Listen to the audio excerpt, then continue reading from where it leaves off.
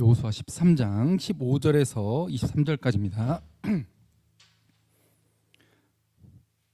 네, 제목 읽어볼까요? 시작.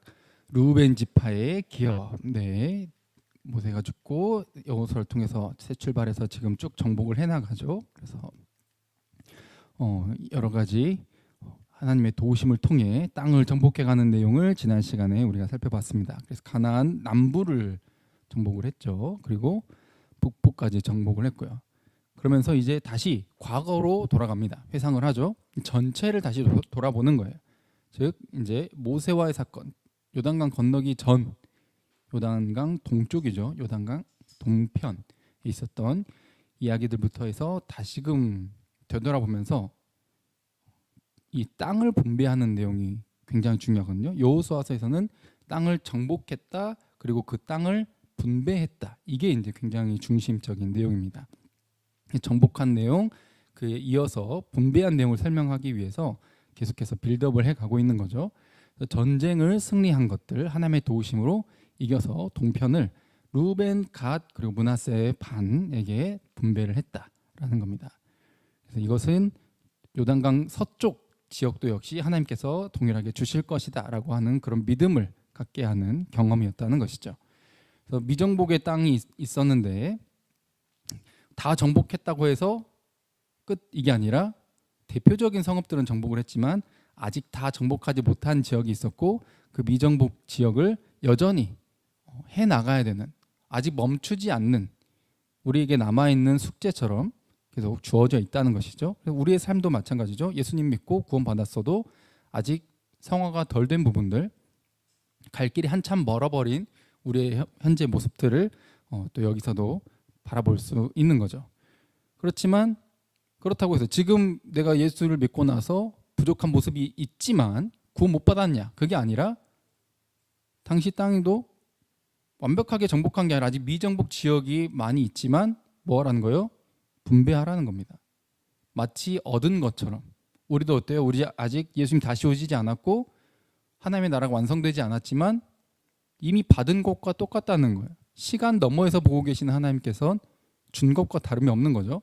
우리가 받은 것처럼, 그리고 우리는 이미 영생을 받은 상태이니 그것을 믿음으로 믿고 살아가 나가는 것이고, 그러면 이제 받았으니까 미정복된 정복 지역을 내버려 두냐? 그게 아니라 지금도 여전히 싸워야 된다. 정복해 나가야 된다. 나 부족한데 어쩌라고, 난 이런 사람이야, 난 이런 기질이라니까, 내 MBTI는 이거야. 거기서 끝나는 게 아니라 그 너머로 계속 부족한 부분을 채워나가는 몸부림을 계속 쳐야 된다는 것이죠. 그래서 모세를 통해서 받았던 땅의 경계를 다시 한번 돌아보면서 동쪽 지역을 다시 봤죠. 그래서 동쪽 지역도 그술과 마아갓은 못 쫓아냈었다. 서쪽도 못 쫓아낸 민족들이 있지만 동쪽 역시도 좀 더 오래된 과거이지만 역시 다 정복되지 못한 지역이 있다. 그래서 남아 있어가지고 끝까지 이제 이스라엘 백성들을 괴롭히는 애들이 있습니다. 마아갓이라고 하는 애들도 암몬이죠. 계속 후에 다윗과 전쟁을 하게 되고 괴롭히는 민족들이 되게 됩니다. 오늘도 그런 민족들이 소개가 될 텐데, 또 지난 시간 마지막 부분은 레위 지파가 나왔죠. 레위 지파는 땅이 없어. 먹고 살 만한 게 없다는 거죠. 그런데 어떤 걸 통해서? 백성들의 11조를 통해서 그들을 먹여 살리는 이런 특혜라고 하면 특혜죠. 특권. 하나님을 섬기고 사람들을 섬기면서 하나님이 주시는 것을 먹고 사는, 하나님이 기업이 되시는, 하나님 자체가 기업이 되시는 이런 지파의 특성을 가지고 있기 때문에 레위 지파를 제외한 요셉 지파가 두 지파로, 므낫세와 에브라임으로 나눠지기 때문에 총 12지파가 땅을 분배해서 나눠 갖게 되는 것이죠. 그래서 레위 지파는 모든 지파에 이렇게 퍼져서 살게 되게 됩니다. 자, 오늘 내용 들어가기 전에 한번 보겠습니다. 서로 남자와 여자가 뭐 이해할 수 없다, 이런 내용들이 참 많은데 우리의 삶 속에서 서로를 이해하지 못하는 경우가 진짜 많아요. 도대체 왜 이러는지. 이게 또 결혼을 해도 마찬가지입니다. 이해가 안 돼. 그리고 나를 이해해 주길 바랬는데 아니 나를 이해를 못해. 도저히 넌 왜 그러냐 하면서 싸우는 모습들이 참 많다는 거죠. 그래서 왜 싸우냐 했을 때 설문조사를 했더니 여자는 남자들이 뭘 잘못했는지도 모르면서 일단 이 상황 모면하려고 미안하다고 말한다. 이거 마음에 안 든다는 거야. 근데 남자들은 어때요? 53%나 되죠. 이해할 수 없는 말들 중에 아니 난 도무지 뭘 잘못했는지 모르겠는데 차라리 말을 해주지. 말을 안 해놓고 알아맞추래 나보고. 이게 굉장히 이해가 안 된다는 거예요. 또 여자들 소개팅 같은 걸 할 때 이해가 안 된다는 거예요. 남자들은 자기에 대해서 너무 올려쳐. 이 정도면 평균 이상이지 않나? 나 정도면? 네, 이 정도의 생각을 한대요. 그렇죠? 여자들과는 좀 다른 생각을 가지고 있나 봐요. 이게 굉장히 요즘 말로 킹받는다 그러죠. 남자들의 저런 태도가 좀 별로라고 하고 이해가 안 된다. 그리고 남자들은 또 뭐라 그래요? 여자들 아니 언제는 뭐 재밌고 좀 자기랑 잘 대화 통하고 이런 남자를 원한다고 말은 그렇게 하는데 정작 누구를 찾아? 외모가 있어야 되고 경제력이 있어야 돼. 그 다음에 통해야 돼. 네, 그렇죠. 그러니까 이해가 안 되는 거예요. 여자들 입만 열면 자동으로 튀어나와요. 이렇게 이제 남자들은 또 불만이 있는 거고. 그리고 식사 같은 걸 해도 남자들은 그냥 뭐 군대에서나 뭐 직장에서나 빨리 먹어야 되는 상황이 많았는지 지 혼자 후딱 먹고 끝내버려. 그럼 아직 식사도 안 끝났는데 괜히 눈치 보게 만들어. 그렇죠? 식사 속도를 같이 맞춰주질 못하고 빨리 먹기만 한다. 이런 게 굉장히 많은 숫자의 그런 여성분들이 이런 대답을 했다는 거죠.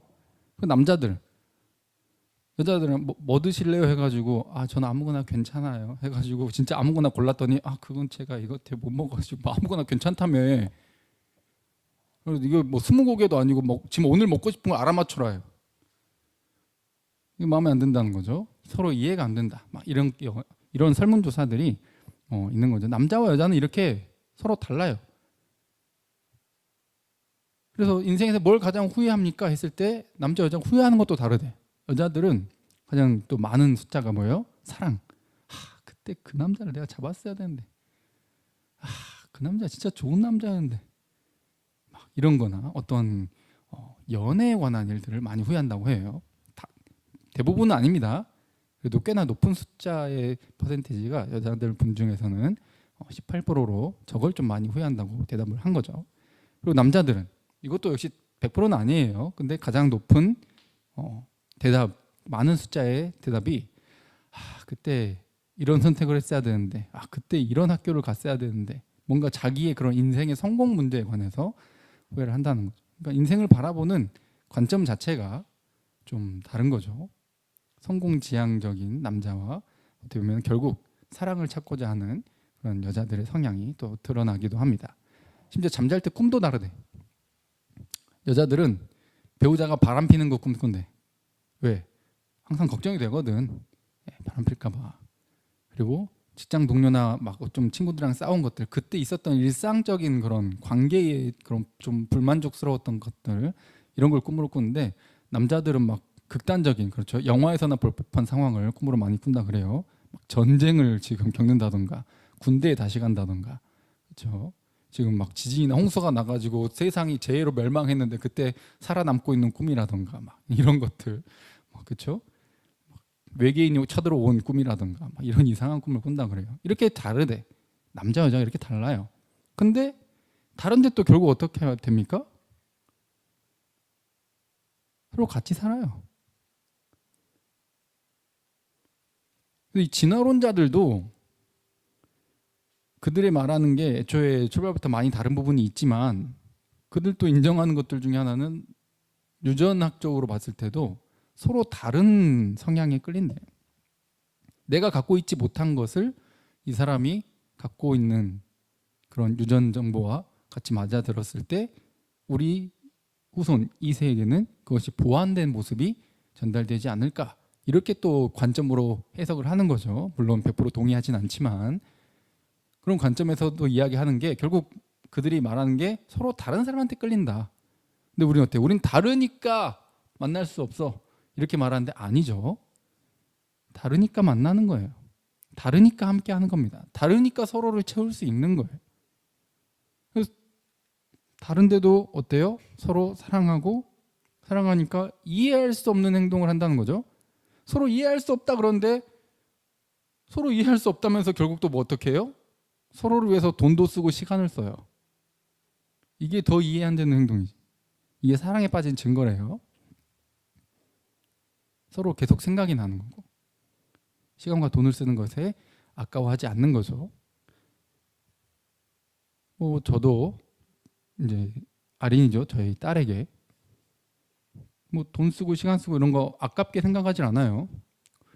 오늘도 아린이가 살짝 제가 이제 오늘 여기 오기 전까지 조금 급하게 좀 생각보다 늦어져 가지고 막 하고 있는데 아린이가 생각보다 일찍 와서 제가 혼자 봐야 되는 상황이 길어졌어요.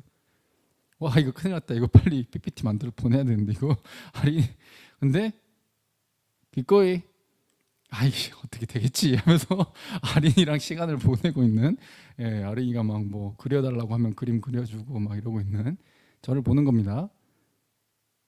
이해가 안 되는 거야. 아니 지금 이 사람이 말이야 지금 아린이 내팽개치고 말이야 할 거 해야지 지금 늦었는데 말이야 이게 아니죠.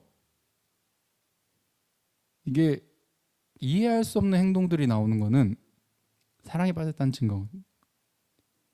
달라서 이해할 수 없지만 그보다 더 이해 안 되는 건 이해할 수 없다면서도 더 이해할 수 없는 행동을 하는 거예요. 그들을 받아들이고 사랑하고 함께하는 거, 돈도 쓰고 시간도 쓰고 결국 함께 살아가는 모습인 거죠. 오늘 모습을 통해서도 그런 모습을 발견할 수 있습니다. 루벤 지파가 나오죠. 오늘 제목처럼. 자, 15절 읽어볼까요? 자, 시작. 모세가 루벤 자손의 지파에게 그들의 가족을 따라서 기업을 주었으니. 아멘. 루벤 자손에게 누가? 요단강 지금 동쪽이니까 모세가 주었어. 모세가. 근데 가족을 따라서 주었다. 이렇게 돼 있죠. 모세가 주었으니라고 되니까 뭔가 모세가 어떤 권한을 가지고 준 것처럼 이해할 수 있지만 그렇지 않죠. 민수기에는 뭐라 표현되어 있냐면 이미 여호와께서 명령을 하셨다는 거죠. 52절부터 여호와께서 모세에게 말씀하여 이르시되 이 명수대로 사람 숫자대로 땅을 나누어 줘라. 땅을 분배하는 원칙이 두 가지가 있는데 그게 첫 번째가 뭐예요? 그 가족의 숫자가 많으면 54절에 수가 많은 자에게는 기업을 많이 줄 것이고 곧 유산, 땅이죠. 땅을 많이 줄 것이고 근데 수가 적은 지파와 가족에게는 땅을 적게 주어라. 굉장히 하나님의 원칙에서 합리적인 것을 주는 거죠. 능력대로 주는 게 아니라 명수대로 필요한 대로 주는 거죠. 그래서 계수된 대로 숫자를 센 대로 땅을 주어라. 그리고 이게 첫 번째 원칙이었다면 두 번째 원칙 55절부터 읽어볼까요? 시작. 오직 그 땅을 제비 뽑아 나누어 그들의 조상의 지파의 이름을 따라 얻게 할지니라. 그 다소를 막론하고 그들의 기업을 제비 뽑아 나눌지니라. 아멘. 내가 저 땅 마음에 든다 하면은 무조건 가질 수 있는 게 아니에요. 제비를 뽑는 거예요. 지파에게 할당이 됐어. 먼저 지파별로 분배가 됐죠. 그 지파 안에서도 각 가문들이 있다고. 그 가문마다 지파 안에서 가문끼리 서로 싸울 거 아니야. 그것을 방지하는 거예요. 제비 뽑는 거죠. 원하는 대로 가져가는 게 아니라 하나님이 지시하신 대로. 민수기에 지금 분명히 그렇게 말씀하고 있죠. 모세에게 하나님 명령하신 대로 했기 때문에 제비를 뽑는다는 것은 특히 누구에게 맡긴다는 거죠? 하나님께 맡긴다는 거예요. 인간이 임의로 결정하고 선택하는 것이 아니라 하나님이 하신다는 거죠. 결국 맨 밑바닥 기본 개념이 뭐예요? 하나님이 주신다. 모든 것은 하나님이 주신다는 거예요. 명수대로. 이게 땅을 분배하는 원칙이죠. 그러니 루벤 자손의 지파에게 가족을 따라서 기업을 줬다. 그 가문에 따라서 기업을 줬다라고 하는 것은 모세가 줬다는 것처럼 보이지만 결국 하나님이 주셨다라는 것이죠. 약속을 지키시는 하나님. 그래서 인간이 어떤 자기의 욕망을 실현시키고 내 계획, 내 꿈 실현 이게 중요한 게 아니라 하나님이 무엇을 원하시는가? 하나님이 제시하시는 원칙은 무엇인가? 하나님께서 나를 어디로 인도하고 계시는가? 이게 더 중요한 내용이라는 거죠. 하나님의 지시를 따라가는 것이 땅을 분배받는다라고 하는 것은 영생, 지금 우리의 신약을 살고 있는 우리에게는 영생이고 하나님의 유업을, 하나님의 나라를 상징하고 있는 것이기 때문에 하나님의 길을 따라가는 것이, 하나님의 인도와 지시를 따라가는 것이 바로 하나님께서 주시는 영생의 선물을 받는 길이라는 것을 알 수 있는 것이죠. 자, 그리고 두 번째, 이제 이 루벤이 어떤 존재인가 한번 또 되짚어 볼 필요성이 있겠죠. 자, 첫 번째로 나오는 게 이제 땅을 분배하는 내용이 나오는데, 이 전까지는 정복했다, 분배했다는 내용은 그냥 좀 그냥 넘어갔는데, 이제는 분배하는 내용이 중심인 거예요. 정복했던 내용이 이전까지의 내용이었다면 이제 분배하는 내용이 중심인데, 그 분배할 때 맨 처음 나오는 이름이 뭐예요? 루벤이라는 거죠. 자, 창세기 49장에 보면 야곱이 마지막에 축복을 하면서 루벤에게는 이게 축복인가? 이거 저주 아닌가? 싶은 그런 내용을 말하는 게 나옵니다. 야곱의 축복이라고 알려져 있는 그 구절 중에 루벤에 관한 거 읽어보겠습니다. 창세기 49장 3절부터 읽겠습니다. 시작. 루벤아, 너는 내 장자요, 내 능력이요, 내 기력의 시작이라. 위풍이 월등하고 권능이 탁월하다마는 물의 끓음 같았은즉 너는 탁월하지 못하리니 네가 아버지의 침상에 올라 더럽혔음이로다. 그가 내 침상에 올랐었도다. 자, 루벤 뭐라고요? 첫 번째 장남이에요. 장남은 언제나 유산을 가져가도 다른 아들들의 2배를 가져갑니다. 장남으로서 그 권위를 인정해 주는 거예요. 예로부터 우리나라도 그렇고 이 장남에 대한 게 굉장히 센 거죠. 왜냐하면 아들들의 대표이고 아버지의 대를 이어 그 다음 가족을 이끌어갈 대표가 될 거예요. 저 때는 족장 시대죠. 그러면 야곱의 뒤를 이어 족장이 될 거예요. 그래서 너는 내 장자고 내 능력이고 내 기력의 시작이다. 그리고 너는 딱 보면 능력이 있어. 권능이 탁월해. 위풍이 월등하고 위풍당당하고 딱 체격도 있고 말이지. 그런데 매우 큰 단점을 보유하고 있는 거죠. 4절에 물의 끓음 같다. 물이 막 보글보글 팍팍팍 하면서 막 어디로 튈지, 물이 팍팍팍 끓고 있을 때 그 옆에 가면은 뜨거운 물이 막 튀어 올라서 주변을 불편하게 만드는 거죠. 그러니까 도무지 이게 좀 종잡을 수가 없어. 특히 루벤이 과거에 했던 이런 잘못을 언급을 하면서 너는 탁월하지 못할 거다. 실제 너가 갖고 있는 능력은 탁월할지 모르지만 넌 탁월하지 못할 거야 하면서 후에 야곱이 지금 루벤에게 축복일까 싶은 그런 말처럼 들리는 이유가 뭔가 탁월하지 못하게 될 것이다 라는 이 예언 속에서 드러난다는 거죠. 네가 아버지의 침상에 올라 더럽혔다. 이 루벤이 야곱의 그 첩이죠. 빌하랑 관계를 맺습니다. 부적절한 관계를 맺는 거예요. 그래서 아버지의 침상을 더럽혔다. 완전 콩가루 집안이죠.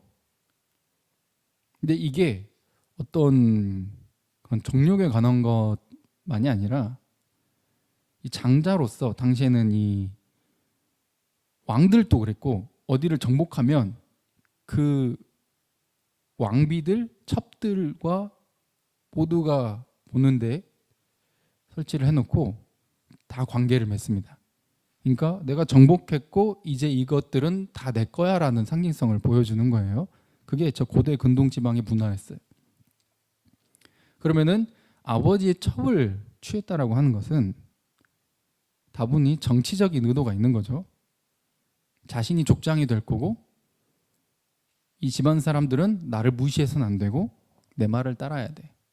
내 말을 들어야 돼. 라는 그런 자신의 건재함과 지금 야곱은 특히 누구를 더 사랑했다고 나와요? 요셉을 장자처럼 여겼다고 나오잖아요. 요셉한테 색동옷을 입히고. 그러니까 루벤 입장에서 어때? 마음에 안 들거든. 내가 실제로는 첫 번째 태어난 장자거든. 근데 아버지가 내 어머니 레아는 안 예뻐라 하고 라헬을 예뻐라 하는 겁니다. 라헬에게서 태어난 첫 번째 아들인 요셉만 예뻐해. 그러니까 이게 마음에 안 들어. 그러면 이제 어떻게 해야 되겠다? 이거를 내가 요셉이 아니라 내가 장자라는 걸 보여야겠다 해서 빌하를 그렇게 부적절한 관계를 맺게 되는 거죠. 빌하와.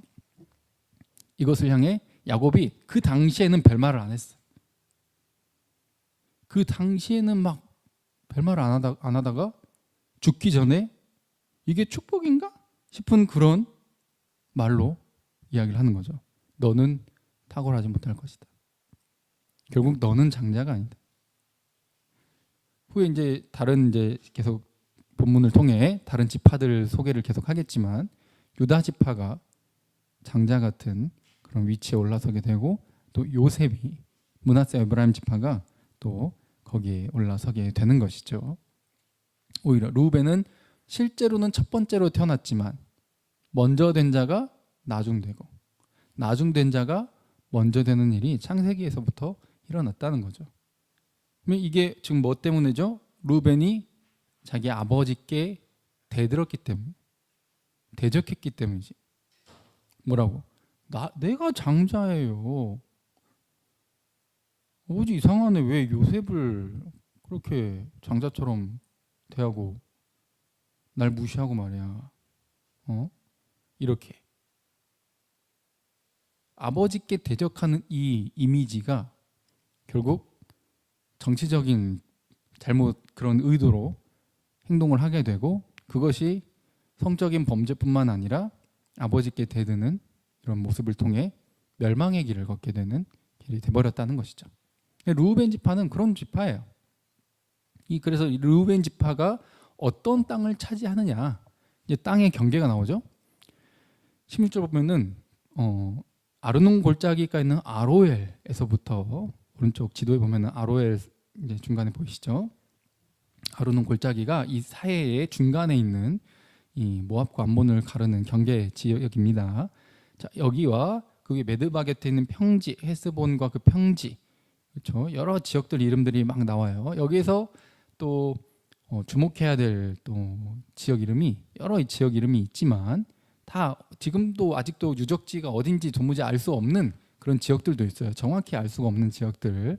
시간이 오래되면서 고대 시간으로부터 많이 흘러서 유적조차 발견되지 않는 지역들이 많아요. 이때는 그런 지금처럼 막 도시화가 된 게 아니라 작은 이 성읍, 촌락처럼 이렇게 이루고 사는 지역들도 꽤나 많았기 때문에 지금까지 남아있지 않는 경우도 많은 거죠.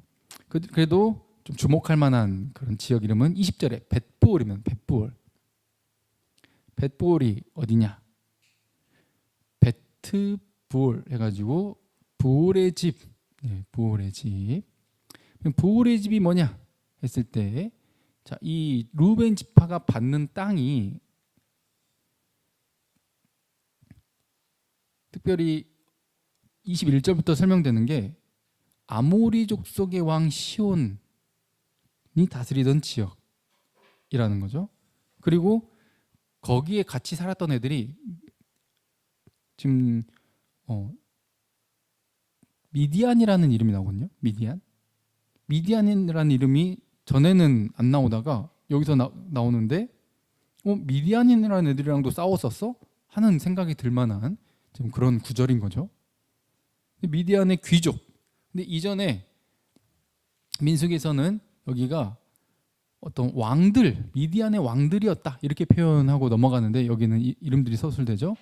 에위, 레겜, 술, 훌, 레바 이렇게 이름이 기록되어 있습니다. 미디안은 나중에 보면은 창세기는 언제 처음 나왔었냐면 요셉을 갖다 팔 때 이 미디안 상인들한테 갖다 팔았다 이렇게 할 때 이름이 처음 나왔었죠. 그리고 모세의 장인어른이 이드로라는 사람인데 여기 미디안의 제사장 출신이에요. 그러니까 우상숭배 제사장인데 모세의 장인어른이 됐죠. 그렇게 해서 그 딸 드보라랑 십보라죠. 죄송합니다. 드보라는 그 사사고 십보라랑 결혼을 하게 되는데 이 미디안이랑 그러면 어떻게 보면 좀 혈연 관계로 이어질 것 같은데 그렇지 않고 미디안 이후에 이스라엘 백성들을 계속 괴롭힌다는 거죠. 괴롭혀요. 이 기드온 사사시대 때 기드온 미디안 족속들이 와가지고 막 약탈해가고 괴롭히잖아요.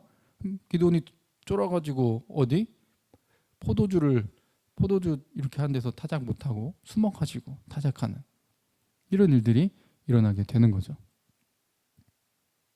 그 미디안 당시에도 그랬던 것처럼 유목민족이에요. 유목민족. 그러니까 어느 한 지역에 딱 눌러붙어 사는 게 아니라 계속 유목민이니까 풀 있는 데를 이렇게 돌아다니죠. 그러다 보니까 엄청 넓은 지역에 영향을 끼치고 살았어. 근데 막 좀 그런 약탈을 통해 먹고 사는 얘네들이었으니까 당시에 머물러 살던 애들이랑 이렇게 막 어떤 좀 관계를 맺으면서 대접을 받기도 하고 하면서 자기들이 나름 살 길을 찾았던 족속들이죠. 그러다 보니까 특별히 어떤 지역을 이야기하기가 애매한 거예요. 근데 아모리 왕이랑 싸울 때 얘네들이랑 누구랑 같이 협력했다? 미디안 애들이랑 협력을 해서 싸워서 그때 얘네들을 죽였었다 라고 하는 거죠. 그때 이스라엘 자손이 그들을 살육하는 중에 라고 하면서 다른 사건이지만 그 지역을 함께 통으로 묶어가지고 22절 읽어볼까요? 시작. 이스라엘 자손이 그들을 살육하는 중에 보올의 아들 점술과 발람도 칼날로 죽였더라. 보올의 아들 이 아까 베트볼 보올의 집이었죠. 그러면은 보올의 아들 점술과 발람이 그러면은 누군가 기억나시나요? 모압 왕이 발락이라는 인물이었죠.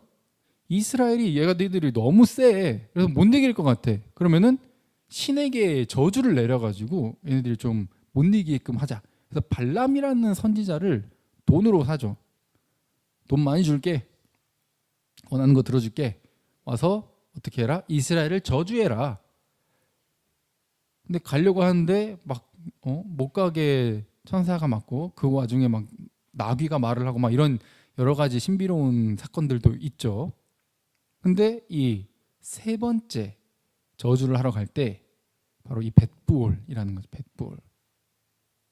그리고 결국 발람 선지자가 어때요? 저주를 하려고 갔는데 하나님께서 어떻게 합니까? 저주를 못하게 하고 이스라엘을 오히려 축복하고 모압을 저주하는 이런 말이 입에서 튀어나오는 거죠. 하나님이 그렇게 하신 거예요. 발람이 내가 아무리 저주하려고 해도 나는 하나님이 주신 말만 내가 말할 수 있다. 근데 하나님이 그걸 원하지 않으신다. 라고 하면서 결국 발락 왕이 원하던 그런 결과를 못 드러내게 되는 거죠. 그때 그래도 이 발람이 어때? 이득은 취하고 싶었지. 저주를 해야 이게 내가 이득을 볼 수 있는데 저주하라고 나를 사왔는데 내가 이걸 역할을 못하고 이거 해서 꾀를 낸 게 뭐예요? 이스라엘 얘네들 여자애 약해. 여자애 이쁜 여자 보내. 이쁜 여자. 그렇죠? 그래서 계속 이 저주하려는 데서 지켜주셨는데 스스로 무너집니다. 이쁜 여자 보내니까 어때? 걔들이랑 놀고 먹으면서 그 모압 신들한테 절하고 우상 숭배를 해버려요. 그렇게 막 목에 칼들이 밀고 막 이렇게 할 때는 이기고 막 버티고 막 이렇게 해보려고 하다가 와가지고 하니까 그렇죠. 그래서 백성이 먹고 그들의 신에게 절함으로 바알부올이라고 이름이 이제 사건이 붙죠. 여기에 가담했기 때문에 하나님께서 진노를 하시죠. 그래서 이 연병이라고 하는 병을 내리시고 이스라엘에 정말 많은 사람들이 죽어나가게 돼요. 그래서 이 진노 때문에 온 이스라엘 백성들이 병에 걸려 죽는 사람이 많아가지고 이 분위기가 다운되어 있을 때 어떤 이상한 놈이 또 모함 여자 데리고 와가지고 남들이 다 보고 있는 중에 텐트로 들어가는 겁니다. 그래서 이 비느하스라고 하는 그렇죠? 아론 제사장 대제사장이죠. 아론의 손자 엘르아살의 아들이죠. 비느하스라는 인물이 이 둘을 꼬치구이까지는 아니고 꼬치로 만들어 버리죠. 창으로 꿰뚫어서. 그래서 이것을 향해 살인했다라고 표현하지 않고 성경에서는 하나님의 진노를 대신 풀어냄으로써 그 둘을 곧 이 우리 안에 있는 죄를 제거함으로써 하나님이 이스라엘 백성들에게 쏟아부을 진노에서 벗어나게 했다. 이렇게 평가를 해주십니다. 하나님의 질투와 심판의 속성을 가진 내용이었다는 거죠. 이것으로 인해서 이스라엘 백성들은 다시 심기일전하고 이 적들과 다시 맞서 싸워서 승리하고 그 땅을 차지할 수 있는 결과를 가져가게 됩니다. 그러면은 요단 동편은 사실은 요단강을 건넜어야 돼. 요단강 서쪽이 처음에 약속하신 땅이에요. 처음부터 약속의 땅이 아니었어요. 요단강 동편은. 근데 얘네들이 갑자기 길 비켜주면 되는데 길 비켜주지 않아. 못 지나간다 하면서 이스라엘한테 덤벼 하고 죽여 하고 이 싸움을 거는 거죠. 하나님을 대적한 거예요. 하나님의 백성을 막아세우고 대적하는 것을 하나님께서 어떻게 여기셨다고요? 하나님을 대적하는 것으로 여기셨다고. 하나님을 대적하는 자들을 하나님이 어떻게 하신다? 아까도 심판하신다. 심판의 성격을 띠고 있다는 거예요. 가만히 있었으면은 걔네 동쪽은 이스라엘 백성들의 땅이 되진 않았을 텐데 스스로 하나님을 대적하고 미워하는 데 앞장서더니 그 땅도 누구의 땅이 돼버려요? 하나님의 백성들의 땅이 돼버렸다는 것이죠. 르우벤 지파가 받은 땅이 바로 그러한 땅이라는 거예요. 그래서 이 하나님을 대적한 자들이 고대 때부터 지금까지 계속 어떤 자들입니까? 피 흘리기를 좋아해. 싸우기를 좋아해. 남을 속이기를 좋아하고 스스로를 높이 올려치는 오만한, 교만한 자들이, 거짓말을 한 자들이죠.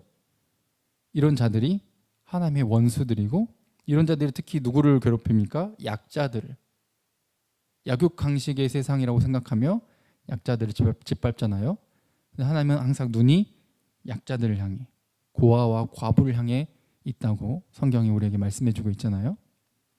그들이 괴로움 속에서 울부짖었을 때, 이집트에서 노예로 살고 있을 때 울부짖었을 때 하나님이 응답해 주셨던 것처럼, 모세를 통해 탈출시켜 주셨던 것처럼 하나님이 건져주시는 것이죠. 약해 보인다고 약한 존재가 아니에요. 우리 하나님을 믿는 자들은 하나님이 우리 아버지가 되시고 우리의 편이 되십니다. 할렐루야. 우리 약해도 약한 존재가 아니에요. 가난해도 거지가 아니에요. 없어 보여도 모든 것을 가진 자예요. 아멘. 하나님을 우리가 소유했기 때문에, 우리가 하나님과 하나 되어 있기 때문에 우리 모든 것을 가진 자인 것이죠. 그러니 하나님을 대적하는 자들, 아까 르우벤도 어때요? 아버지를 대적해서 실제로 지금 이 받는 땅이 여러 다른 땅들과 비교했을 때 사막 지역이에요. 사막 지역. 유목민 지역이잖아요. 지금 아까 미디안 이름 나오죠? 왜 유목민입니까? 정착해서 살기에는 땅이 좋지가 않거든. 그리고 탁월하지 못할 것이다. 왜? 아버지를 대적했잖아. 자기 욕망을 실현을 시키는 것을 더 우선시 여겼잖아. 아버지의 의중이 뭘까? 아버지가 뭘 원하실까? 아버지의 생각이 뭘까? 그래서 내 것을 포기하고 아버지의 뜻대로 가려고 하는 것이 아니라, 감히 나한테? 라는 생각으로 언제나 자기를 올려치는 자들, 결국 누구를 대적하게 되어 있습니까? 하나님을 대적하게 되어 있어요. 주변을 불편하게 만들고 힘들게 만드는 자들이라는 것이죠. 그리고 이 발람을 비롯한 아모리 족속들도 어때요? 가만히 있었으면은 지나가서 요단강 건너서 서쪽만 정복했을 텐데 하나님을 대적하다가 멸망당하고 그 땅이 이스라엘 백성들에게 넘어가고 르우벤과 갓지파와 므낫세 반에게 넘어가게 되잖아요. 이런 결과를 통해서 하나님을 대적하는 자들은 멸망한다 라는 것을 오늘 본문이 가르쳐주고 있고, 그리고 르우벤 지파, 사막 지역이긴 하지만 받았어요, 안 받았어요? 제일 먼저 받았어. 지금 땅을 분배하는데 제일 먼저 이름 나온다 그랬죠? 요단강 건너기 전에 미리 땅을 점 찍어 두고 건너가잖아요. 물론 처음에 좋은 마음은 아니었지만 그래도 땅을 먼저 봤잖아요. 생각해 보세요. 저 고대 시대 때 아버지의 첩을 건드렸는데 뒤지게 맞든지 죽든지 쫓겨나든지 뭐 그렇게 돼야 될 애가 후에 어떻게 돼? 기업을 물려봐도 아까 시작할 때 뭐였어요? 이해가 됩니까? 이해가 안 돼요. 도무지 이해가 안 돼. 아니 뭐 죽여도 시원찮을 판에 지금 이 뭐 좀 쌍욕을 퍼부어야 될 이런 존재한테 지금 뭘 땅을 줘? 유산을 왜 물려줘? 네 가나안 땅이 뭘 상징한다고? 영생을 상징한다고. 이 르우벤이 영생을 받을 수 있는, 유산을 받을 수 있는 유일한 길은 그냥 용서해 주는 것 말고는 없어요. 자기가 과거에 지었던 그 잘못을 시간을 되돌릴 수 없어요. 한번 엎어진 물은 다시 주워 담을 수가 없다고. 그럼 유일한 소망은 뭐예요? 은혜예요. 선물인 거죠. 이해할 수 없는 용서인 거예요. 이해할 수 없는 사랑이에요. 이것만이 유일한 소망이에요. 이것 말고는 약속의 땅을, 우리 신약을 살고 있는 우리에게는 뭐예요? 영생을 받을 수 있는 길이 없어요. 이게 저와 여러분들에게 똑같이 적용됩니다. 루벤을 향해서 저 후레 자식, 저 쌍놈의 새끼 막 이러면서 욕합니까? 사람 눈치가 보여서 그렇지 우리는 저런 짓을 하고도 남았어요. 다. 우리 안에 있는 욕망을 쟤는 행동으로 옮겼을 뿐이고 우리는 겁쟁이라 주변의 눈치 때문에 행동으로 옮기지 못했을 뿐이에요.